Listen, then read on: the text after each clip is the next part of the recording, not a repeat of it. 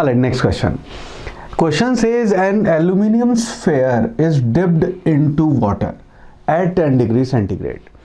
If temperature is increased, the force of buoyancy हमारे option से will increase, will decrease, will remain constant, may increase or decrease depending on the radius of the sphere. Now ये अपने आप में सवाल थोड़ा सा अधूरा है.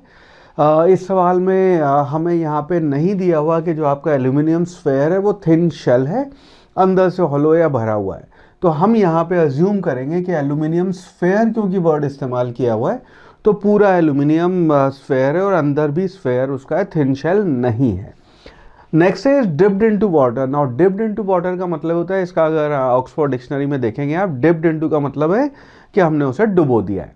तो ये आपका सिनेरियो हो गया कि ये आपका एल्यूमिनियम वो है एल्यूमिनियम स्फेयर है और ये पानी में ऐसे पूरा डूबा हुआ है. This is what we are going to assume in this question. यहाँ पे नाउ इस सिनेरियो में वो केस की भी बात कर लेंगे कि ये मान लो आपका, जैसे इसको ऐसे समझना कि पेप्सी का है, कोक का कैन है. मान लो कैन तो आपका सिलेंडर शेप होता है, बट मान लो आपका स्फेयर है और अंदर भी उसके एल्यूमिनियम भरा हुआ है, तो ऑफकोर्स उसकी डेंसिटी क्योंकि पानी से ज़्यादा है तो वो डूबेगा ही. दूसरा सिनेरियो आप इसको कंसिडर कर लेंगे यहाँ पे, हालांकि सवाल में नहीं करना है बट फिर भी for your knowledge I will do it, कि मान लो वो ऊपर भी तैर रहा है तो भी हम आंसर देख लेंगे क्या आएगा, कि हॉलो शेल आ गई, हॉलो शेल है, उस केस को भी कंसिडर कर लेंगे. नाउ इस सिनेरियो में हम ये कह रहे हैं कि आपने डिप्ड इनटू वाटर है और उसका इनिशियल टेम्परेचर आपका 10 डिग्री सेंटीग्रेड है और अब ये टेम्परेचर आपका बढ़ रहा है. नाउ ये बात अपने को पता है, फ्लूइड मैकेनिक्स हमने बात की हुई है. इसका एफबीडी बनाएंगे तो नीचे इसका आपका mg लगेगा और ऊपर यहाँ पे आपका बायोंसी फोर्स लगेगा.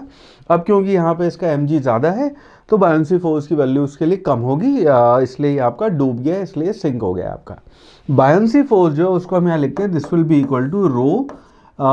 रो हुआ आपका लिक्विड जो आपने डिस्प्लेस किया है उसकी डेंसिटी मल्टीप्लाइड बाय वॉल्यूम जो आपने डिस्प्लेस किया है, लिक्विड जितना आपने डिस्प्लेस किया है वो मल्टीप्लाइड बाय जी, ये आपकी वैल्यू हो जाएगी बायोंसी फोर्स की.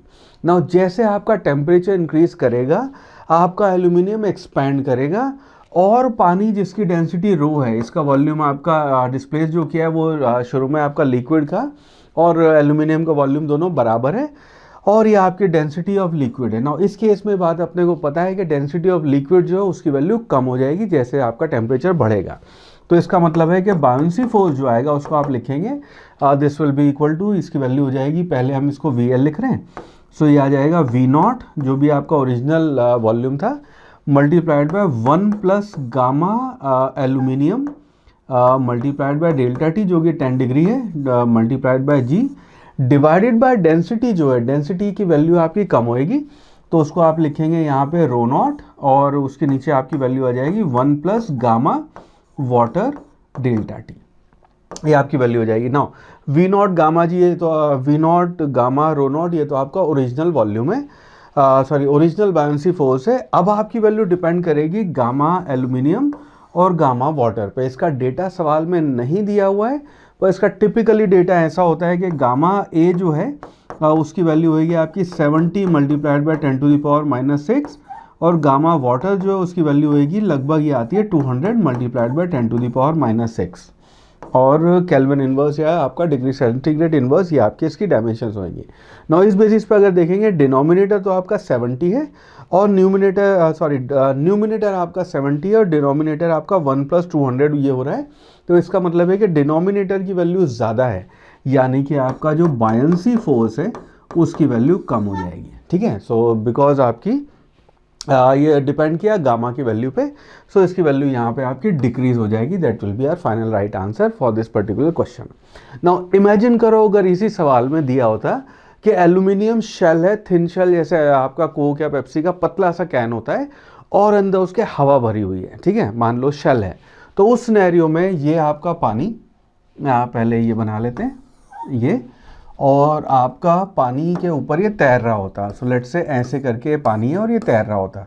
ठीक है, अब इस सिनेरियो में आपकी यहाँ पे डेंसिटी में चेंज आएगा और इसका वॉल्यूम जो है आपके, इसका वो वॉल्यूम आपका एक्सपैंड करेगा बिकॉज आपने जब 10 डिग्री से टेम्परेचर इनिशियल 10 डिग्री था, इसको आपने 2, 4, 5, 10 डिग्री बढ़ा दिया है. तो अब टेम्परेचर क्योंकि राइज किया है तो आपकी डेंसिटी जो है वो उसकी वैल्यू कम होएगी और इसका वॉल्यूम इंक्रीज होएगा. ना वॉल्यूम इंक्रीज होने के साथ क्या होगा, इसके ऊपर जो वॉल्यूम जो आपका इंक्रीज हो रहा है उस वजह से बायोंसी फोर्स इसका कम हो जाएगा, फॉर द सिंपल रीज़न कि ये आपका एक्सपैंड करेगा और उस वजह से वॉल्यूम डिस्प्लेस, क्योंकि इसका mg सेम है तो वॉल्यूम आपका इसका इंक्रीज हो रहा है बट mg आपका सेम है, तो इसकी नेट इफेक्टिव डेंसिटी जो आपका कैन है उसकी डेंसिटी की वैल्यू कम हो जाएगी। तो उस केस में इसका लेवल थोड़ा सा राइज कर जाएगा और आपका जो वाटर डिस्प्लेस कर रहा है उसकी वैल्यू थोड़ी सी कम हो जाएगी। तो डेंसिटी भी आपकी उस सिनेरियो में डेंसिटी भी कम हो रही है लिक्विड की और वॉल्यूम डिस्प्लेस भी थोड़ी सी वैल्यू आपकी कम हो जाएगी। So that means again it will decrease, would be the right answer. I hope ये एक्सप्लेनेशन आपको दोनों केसेस में समझ में आया, पर इस सिनेरियो में this should be the right answer आपका, है ना, this should be the right explanation, पर इस सिनेरियो में भी हमने बात कर ली। So will decrease is the right answer.